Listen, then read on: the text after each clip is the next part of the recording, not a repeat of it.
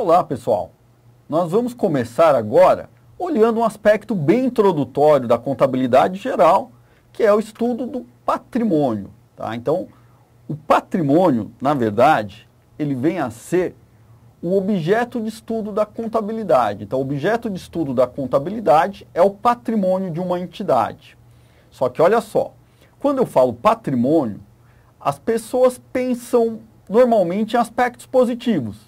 Num carro, numa casa, numa conta no banco, seja o que for, aspectos positivos. Mas na contabilidade, vai ser muito importante a gente saber que o patrimônio não é só esses aspectos de bens e direitos.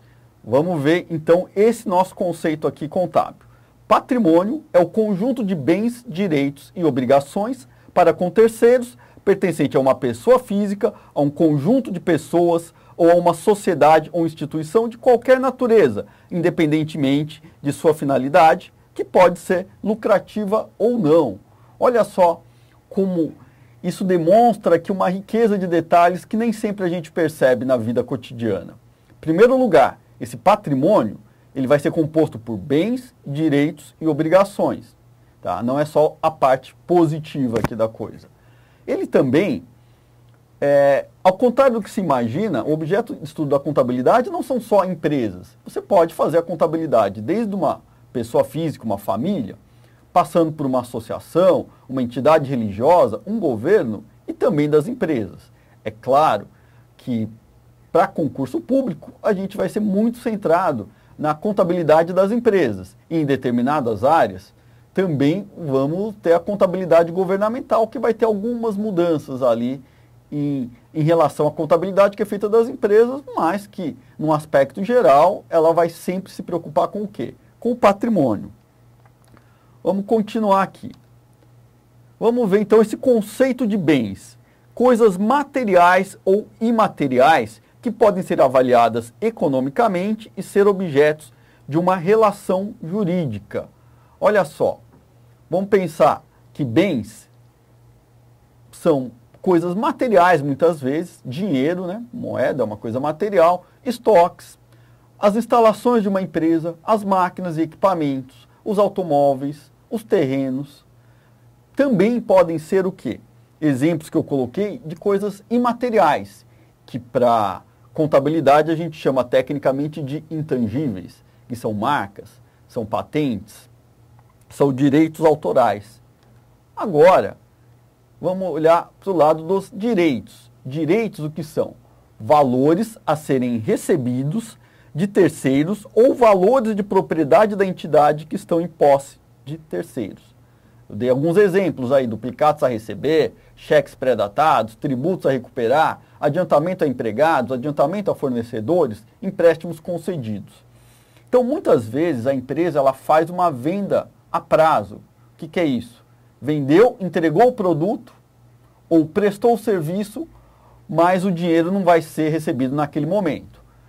Na nossa contabilidade, a gente usa um regime chamado competência, que a gente vai ver numa aula específica. Agora, nesse regime de competência, quer dizer, ela vendeu, não recebeu agora, mas ela já tem o direito de receber. Então, vai estar contabilizado isso, registrado no patrimônio como duplicatas a receber. Pode acontecer também de valores que ela tenha a recuperar, por exemplo, impostos a recuperar. Às vezes a empresa ela paga os tributos e com o passar do tempo ela faz um cotejamento, vamos dizer assim, compara créditos e débitos e tem valores a recuperar.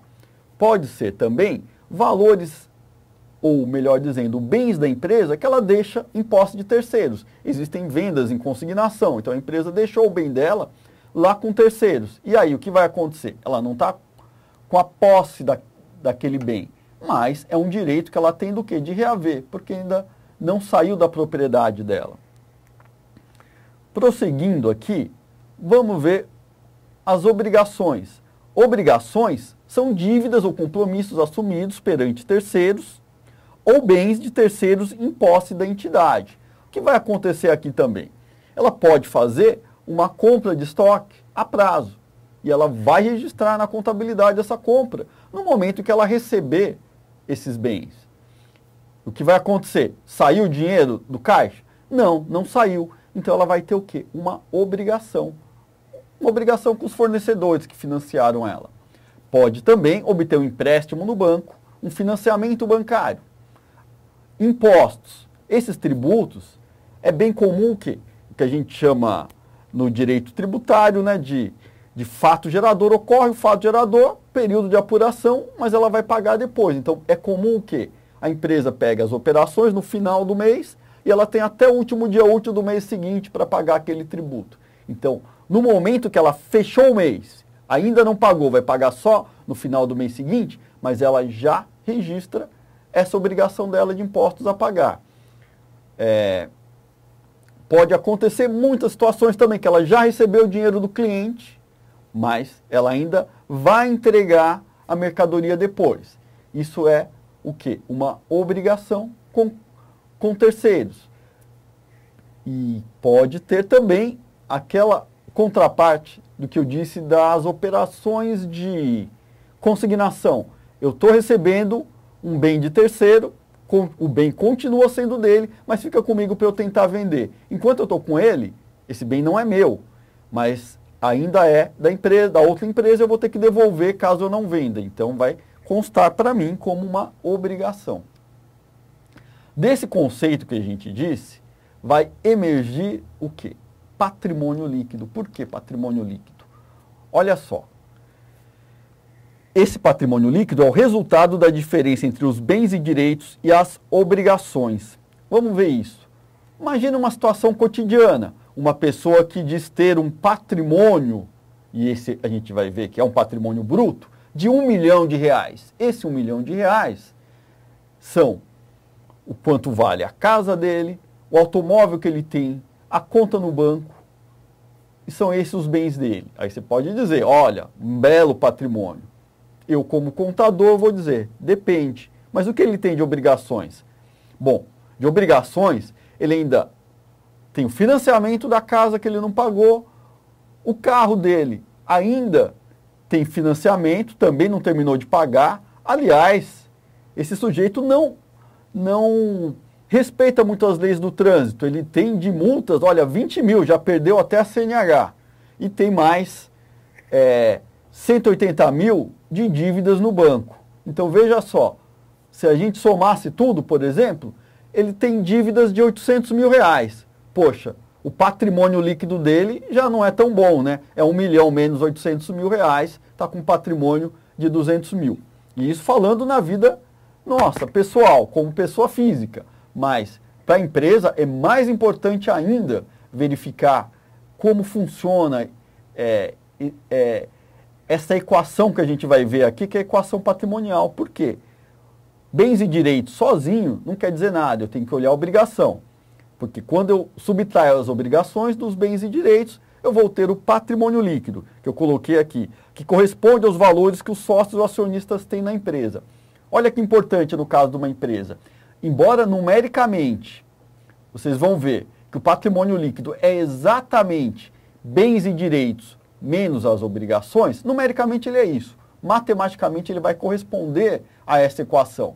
Mas, na verdade, ele vai ser dividido lá em vários itens. Itens esses que vão ser compostos por quê?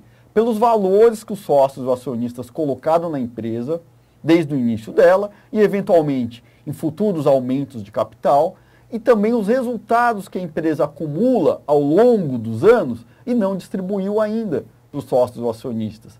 A empresa, ela vive pensando no lucro, né? O normal é que a empresa tenha lucro, ela deseja o lucro. E esse lucro vai sendo obtido e muitas vezes ele não é distribuído para os donos da empresa, ele fica na empresa. Ou, se a empresa tiver prejuízo também, esse prejuízo vai afetar o patrimônio líquido. E a gente vai ver isso mais à frente com exemplos. Vamos ver então o que eu disse que é uma equação. Equação fundamental da contabilidade. Eu vou ter bens e direitos menos as obrigações e daí vamos ter o patrimônio líquido. Agora, eu falei que isso é uma equação, né? Vocês lembram como que é a equação de primeiro grau, né? Eu vou passar o item obrigações para o outro lado da equação. Então, o que vai acontecer quando eu passar esse item para o outro lado da obrigação? Vamos lá. Bens e direitos, ela vai passar a obrigação para o lado direito da equação e vamos mudar o sinal dela para positivo. Então ficou bens e direitos é igual a obrigações mais o patrimônio líquido. E isso tudo aqui a gente vai chegar num gráfico. Este é o nosso gráfico chamado balanço patrimonial. Qualquer curso de contabilidade geral, ele vai ser a maior parte do tempo dele falando sobre o balanço, porque o balanço é importantíssimo. E aqui, desde esse momento, já estou mostrando para vocês o que é um balanço. Vocês vão ver alguns nomes que podem assustar no início, mas é só porque você não conhecia o que era esse conceito. Mas agora que nós vamos conhecer, vai ficar muito mais fácil.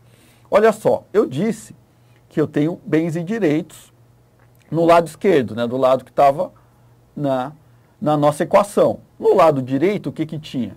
Passivo exigível, que são as obrigações, e o patrimônio líquido. Tá? Então, esse lado direito inteiro vai se chamar passivo. Tá? Eventualmente,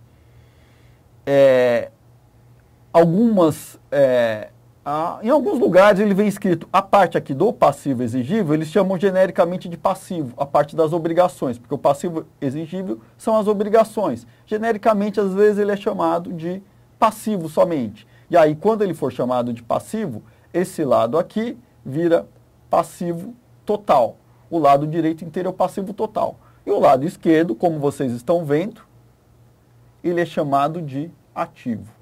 Então, já não precisa mais se assustar com esses nomes.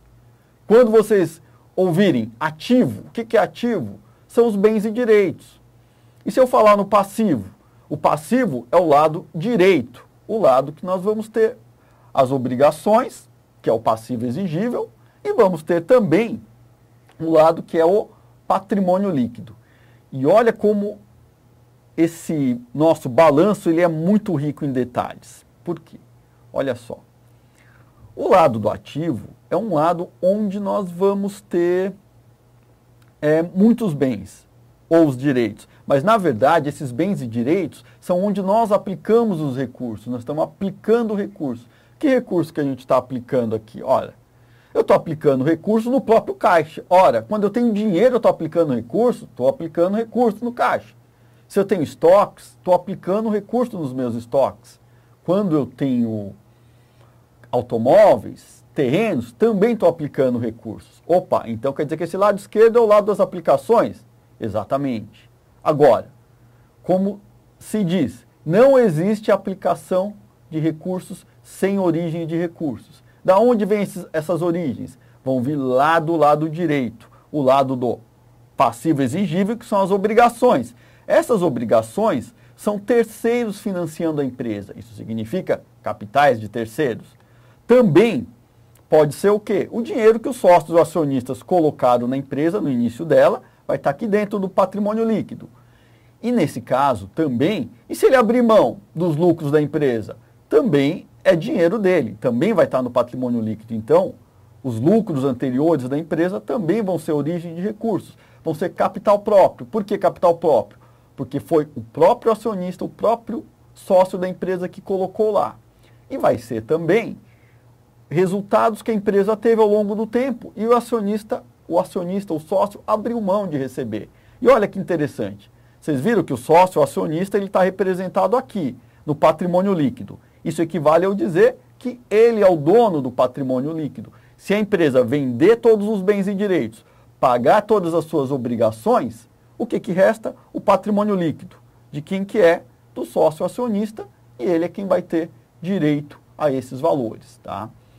Para ficar mais fácil, vocês entenderem o conceito e como que esse patrimônio varia ao longo do tempo, a gente vai ver exemplos numéricos sobre ativo, sobre passivo exigível, sobre patrimônio líquido, e aí vai ficar muito mais fácil de entender, ok?